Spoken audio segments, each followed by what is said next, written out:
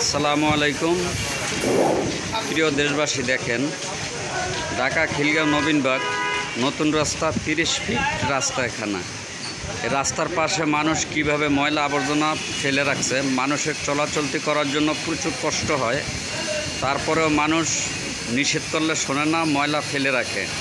আমি সরকারের কাছে বিশেষভাবে আকুল আবেদন করছি যে এখানে একটা ডাস্টবিনের ব্যবস্থা করেন, নাহলে মানুষ চলাচলতি করার জন্য প্রচুর কষ্ট হয়।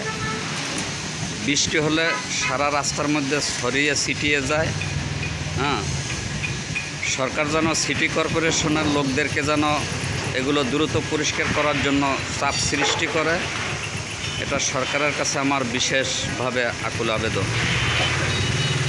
মানুষ চলাচলের জন্য খুব কষ্ট হয়। সকলে ভালো থাকবেন, সুস্থ থাকবেন।